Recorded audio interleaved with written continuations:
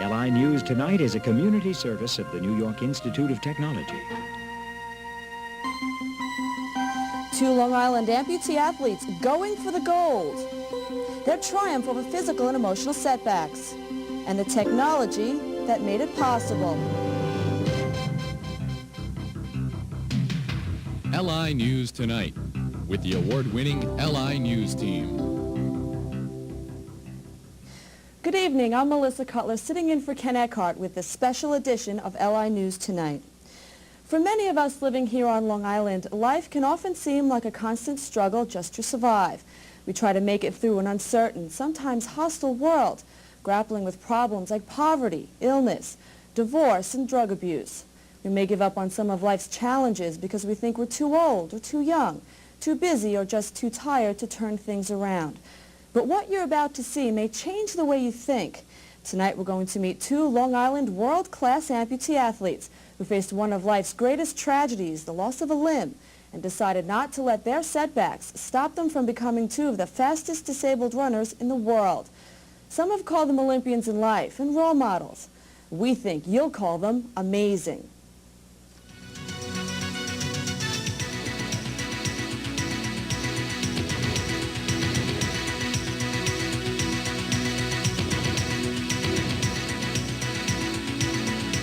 Sara Reinertsen and Todd Schauser are two Long Island world-class athletes, and they're a lot like most champions. They're fast, strong, determined, and can go the distance. But there is one big difference.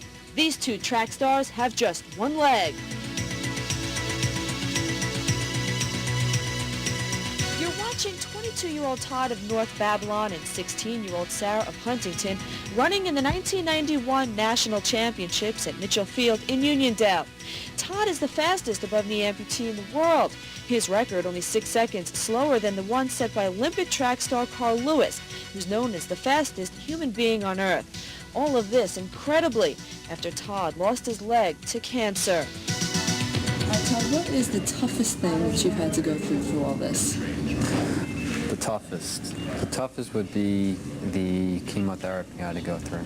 It was 1.5 years long, and halfway through it I wanted to quit. And the effects of the chemotherapy, which lay upon your heart and your lungs, you have to overcome all those different things. Plus then you have to say, well, I lost a leg and I have to learn how to walk again. Todd says the road back to recovery was a tough one, faced not only with losing a leg, but also with the possibility of losing his life. He says he got through the tough times by focusing on his other leg and concentrating on what he has, not what he lost. But getting ready for those races, he says, is a lot like getting ready for combat. Okay, pick it up, left arm in, get your arms out, Todd, arms out, you gotta lean, left hip, left hip, left hip. First, it's basic training. Todd says he spends hours a day, about 6 days a week, in the weight room, lifting, doing squats. But concentration on the track, he says, is key. I picture myself running with 2 legs. And you're focusing, which is a major part of our training, is focusing on our race, picturing the perfect race. It gets yourself in gear, your mind in gear, of how you want your body movements to be. For Todd, the time spent down here at the track at Mitchell Field in Uniondale means more than winning races and breaking records. He says it's about setting a good example for other amputees to follow, and about trying to change the way the general public views the disabled. But one of the most important reasons Todd says he comes down here day after day, week after week, is that it gives him a chance to compete against his limitations. Before I lost my leg, I was 15 years old. I was pretty much involved in every type of sport, but I always wanted to be a football player. That was my dream when I was a little kid, being a professional football player. So when I lost my leg now, dealing with not being able to run, or just the whole mobility, not being able to move as fast as I want to, it just enticed me so much that I wanted to prove to myself, well, it can be done. According to Todd, the people helping him stay focused through basic training are his physical therapists. Come on, come on, come on, don't die on me. Come on, you're dying. Come on, lean. Our our role is to keep pushing him when he wants to give up, or when it gets really hard. We have to get him motivated and say, yeah, you can get better. You can get that time down in the 100. You can squat more. You know, we're sort of almost past the level of being the therapist, but we're the coach and the trainer. Sara Reinertsen is another athlete. Sara was born without a leg, and she says it's the best thing that could have happened to her. We'll find out why and what her life is like right after this, as LI News Tonight continues. Sara Reinertsen looks like any other teenager getting ready for class. But Sara is different.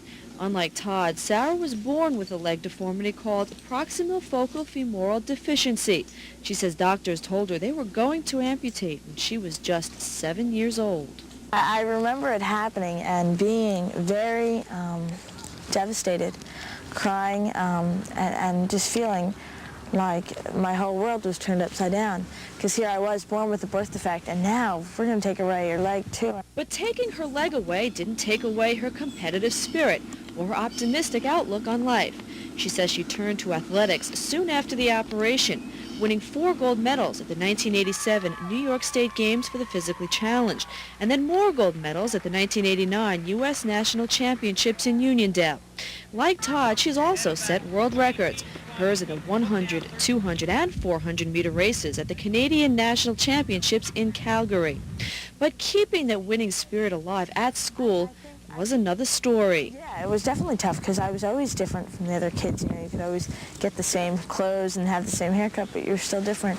But going through that and having a disability, she says, was the best thing that's ever happened to her. She says her disability has taken her all over the country, into Canada and Holland, and on to the 1992 Paralympics in Barcelona. Things that may never have happened, she says, if she hadn't lost her leg. Well, I think that being born with one leg and you know, kind of been thrown this disability or physical challenge has actually brought me so many opportunities that I don't think that I would have experienced. How have you been able to turn what some people consider a negative into such a strong positive? I think I've been able to do that. There's many factors. I think I've come from being born with this disability.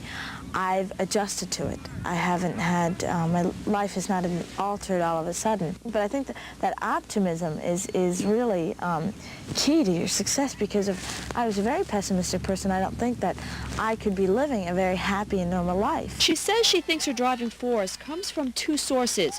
One, she says, is finding something she's good at, like running, which gives her confidence. The other, she says, is the support of her family.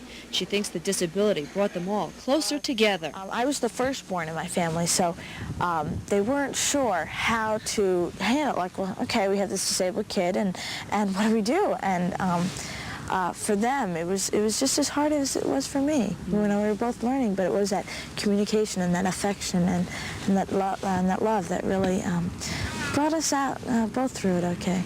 Sara says that love had a lot to do with hope, which soared after meeting this man, prosthetist Mike Joyce. He says he's designed a newer, stronger, more comfortable prosthetic leg that has almost cut the running times of some amputee athletes in half. We'll find out how it's better and how it's changed the lives of Sara and Todd forever, right after this, as LI News Tonight continues.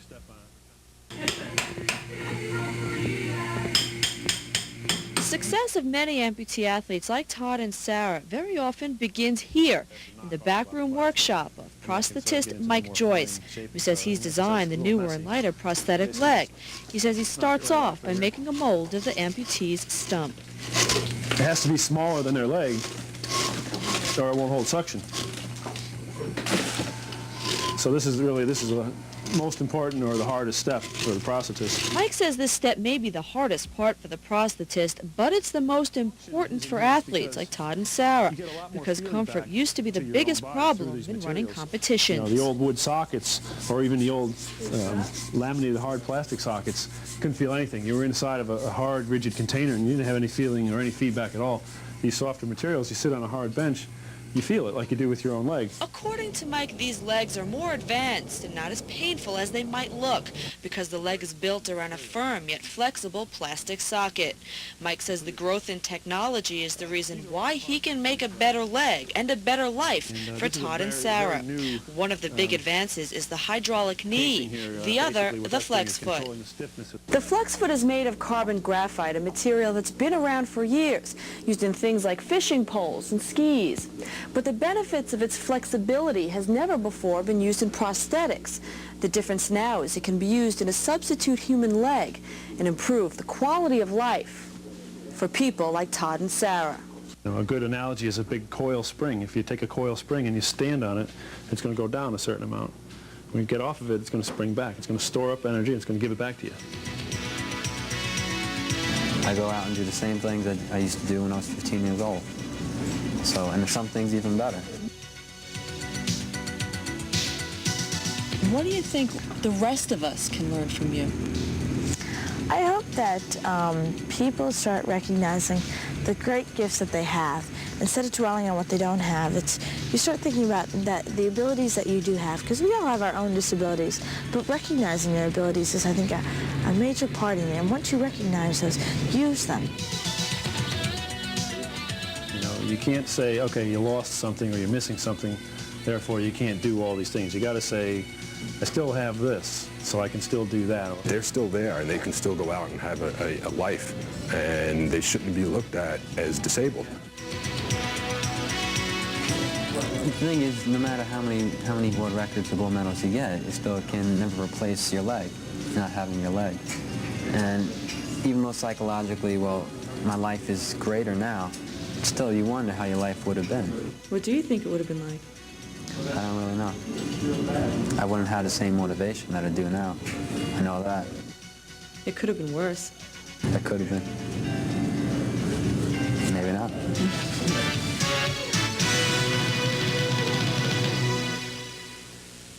Both Todd and Sarah have set examples many of us can learn from and take pride in. And their accomplishments won't end with the 1992 Summer Paralympics in Barcelona. Todd says he's planning a cross-country run from Jones Beach, Long Island to Long Beach, California in 1994. And Sarah says she wants to go on to college. But whatever paths these two champions choose to take, they say that 98% of winning is about rising to meet life's challenges. And that's it for this special edition of LI News Tonight. I'm Melissa Cutler, sitting in for Ken Eckhart. We'll see you again next time. Have a good night.